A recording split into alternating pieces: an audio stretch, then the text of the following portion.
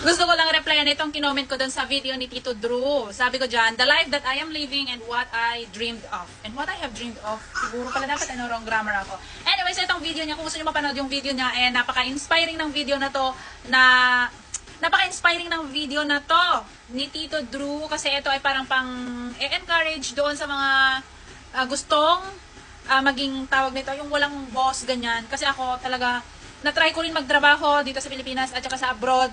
And for me, it is the best of the best talaga yung wala kang boss. Sarili mo lang yung boss mo. Matulog ka kung kailan mo gusto. Gumising ka kung kailan mo gusto. Walang makikialam sa'yo. Ganyan. So, ito talaga yung pinapangarap kong buhay. Kagaya ngayon, nandito ko sa bahay namin, full time. I've been doing this for like how many years na. 2019 ako nag-stop sa pag-online teaching. Yes, naging online teacher din po ako. Masyadong, alam mo yun, magandang kitaan doon, kaso sobrang stress na stress ako kasi ang dami kong kailangan pakisamahan. Kailangan kong intindihin yung tinuturuan kong bata because I used to be an online English teacher for kids. As young as 2 years old hanggang 60 years old. Mga Chinese. Yes, ako pa man ay bobo po sa English and nagturo po ako ng English. Imagine mo yun. So, yung mga gusto magturo dyan online, pwede po kahit sino. Basta marunong po kayo magsalita ng English at nagkakaintindihan kayo, pwede na. Oo, hindi naman ako nakatapos ng teacher pero naging online teacher ako. Ayan, pero yun nga, kinailangan kong mag-awol.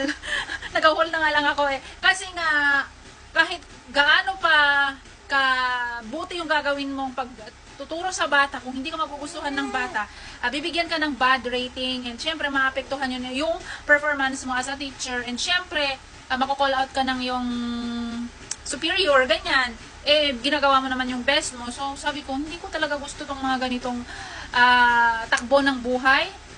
Yung may kailangan kang pakisamahan na tao, ganyan, kahit gaano pa kabuti yung intention mo, kahit gaano pa kaganda yung sa tingin mo, ay performance mo, hindi ka pa rin magugustuhan because we cannot just please lahat ng tao. Hindi natin sila mapiplease lahat. Meron at meron pa rin hindi tayo magugustuhan. So sabi ko, ano pa kayang magandang trabaho na yung hindi ako mangangamuhan. So finally, eto, na-discover ko ang pag-affiliate and naging full-time ako na affiliate. First, naging vlogger muna ako. Tinuloy ko yung pagbablog ko kasi since 2014 nagbablog na po ako, tinuloy-tuloy ko yung pagbablog ko. YouTuber din po ako, ayan. And medyo mabagal yung kitaan doon. Then naging self-employed ako. Meron akong mini business dito sa bahay namin, like cash in, cash out ng GCash, magpapaload, ganyan lang.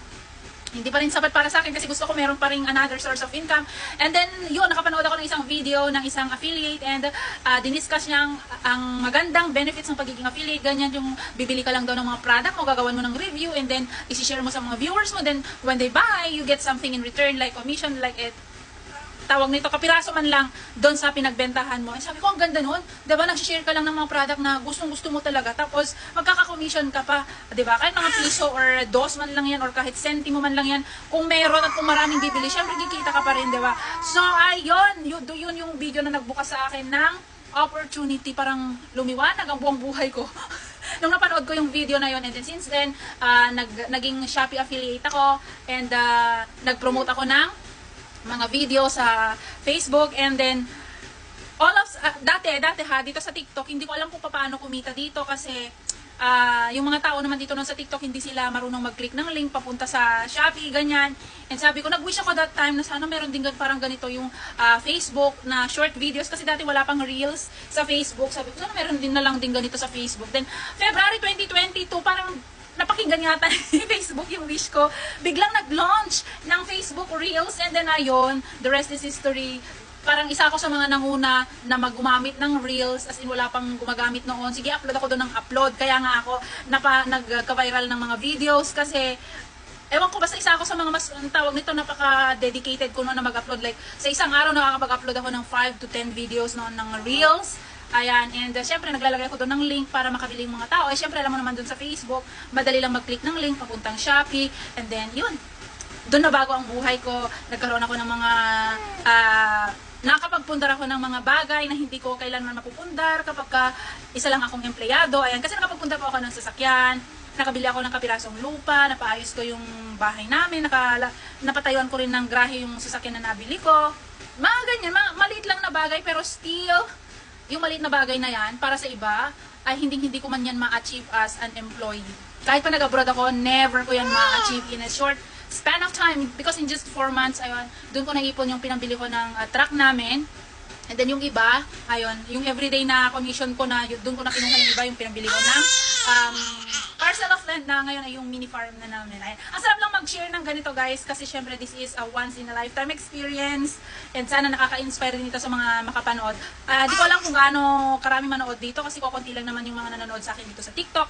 Pero kung isa ka sa mga nakapanood nito, malay mo, ako rin yung daan para matupad yung mga pinapangarap mo. Who knows, di ba? Gaya nung napanood ko, kasi hindi ko makakalimutan yung si Mami Mori sa YouTube. Alam mo nung napanood ko yon, grabe. Siya talaga yung naging door, pintuan talaga para mapasok ko ang mundo ng maging seryoso ako sa mundo ng affiliate. Alam ko ng affiliate dati pa nung bago ko pa siya mapanood, pero iba yung naging impact niya sa akin nung mapanood ko siya. Parang siya talaga yung nag-trigger talaga sa desire ko na maging affiliate. Ayun. So, sana kung mapanood mo tong video na to, ikaw na nanonood ngayon, sana ako din yung magpapa-spark dun sa desire mo na maging affiliate at mag-dedicate ka, mag-devote ka ng time mo, as in, alam mo yung mag-focus ka na mag-promote ng mga item, tapos magka-commission ka ng malaki, and then mabili mo lahat ng mga desire, wants, and needs mo sa buhay. Huwag nang magbo-boss dyan, kasi ang hirap magkaroon ng boss, guys. Kailangan mo pa talagang pakitunguhan yung boss mo, papagalitan ka pa ganyan, kung may gusto kang punta, hindi ka makapunta. Pero alam mo, kung isa kang affiliate, anywhere, anytime, kung saan man gusto pumunta, you can just go anywhere, kasi dala-dala mo lang naman yung cellphone mo, and pwede kang mag-post anytime, anywhere you want to go. Tapos, habang kumakain ka, kung may makikita ka dyan na item, pwede mo siyang i-post, lagyan mo ng link, and boom, pera din yon pag may bumili, diba? So, kahit saan man ako pumuntahan, kung may nakita akong pwedeng i-share sa viewers ko, pwede ko lang yung i-share, then lagyan ko lang ng link na itong ganitong bagay, mabibili mo to sa Shopee, sa TikTok, ganyan. O, diba? Pag may bumili, kaching, pera din yun. Kahit mamiso man lang yan or dos. Sa akin kasi, it doesn't matter kahit piso, dos, tres, yung commission, basta maraming bumili. Diba, bebe? Okay, so yun lamang. Sana naka-inspire din ako. Sana may nakapanood nito. Kung wala man, edi mali mo, someday. Diba? Bye-bye!